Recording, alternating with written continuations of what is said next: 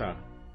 Si Pablo, na alipin ng Diyos at apostol ni Jesucristo, ayon sa pananampalataya ng mga hinirang ng Diyos, at sa pagkaalam ng katotohanan na ayon sa kabanalan, sa pag-asa sa buhay na walang hanggan, na ipinangako ng Diyos na di makapagsisinungaling buhat pa ng mga panahong walang hanggan. Ngunit sa kanyang mga panahon ay ipinahayag ang kanyang salita sa pangangaral, na sa akin ay ipinagkatiwala ayon sa utos ng Diyos na ating tagapagligtas. Kay Tito, na aking tunay na anak, ayon sa pananampalataya ng lahat, biyaya at kapayapaan nawang mula sa Diyos Ama at kay Kristo Jesus na tagapagligtas natin.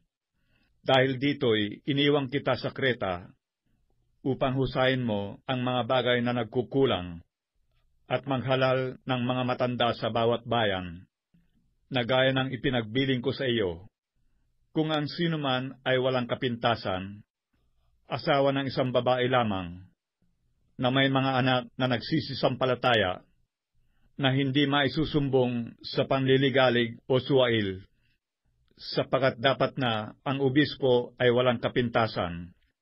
Palibhasa, siya'y katiwala ng Diyos, hindi mapagsariling kalooban, hindi magagalitin, hindi manggugulo, hindi palaaway, hindi masakim sa mahalay na kapakinabangan, kundi mapagpatuloy, maibigin sa mabuti, mahinahon ang pag-iisip, matuwid, banal, mapagpigil, na nananangan sa tapat na salita na ayon sa turo, upang umaral ng magaling na aral, at papaniwalain ang nagsisisalangsang, sapagkat may maraming mga suwail na mapagsalita ng walang kabuluhan at mga magdaraya, lalong-lalo na yaw mga sa pagtutuli, na ang kanilang mga bibig ay nararapat matikom, mga taong nagsisipangulo sa buong mga sambahayan,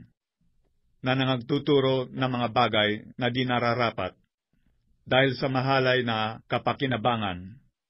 Sinabi ng isa sa kanila rin, ng isang propetang sarili nila, ang mga taga-Kreta kailanpaman ay mga sinungaling, masasamang hayop, matatakaw na mga tamad. Ang patotoong ito ay tunay, dahil dito'y sawayin mong may kabagsikan sila, upang mga pakagaling sa pananampalataya, na huwag mga kinig sa mga katha ng mga Hudyo, at sa mga utos ng mga tao na nangagsisinsay sa katotohanan. Sa malinis, ang lahat ng mga bagay ay malinis. Datapwat, sa nangahawa at di nagsisisampalataya ay walang anumang malinis, kundi pati ng kanilang pag-iisip at kanilang budhi ay pawang nangahawa. Sila'y nangagpapanggap na nakikilala nila ang Diyos, ngunit ikinakaila sa pamamagitan ng kanilang mga gawa.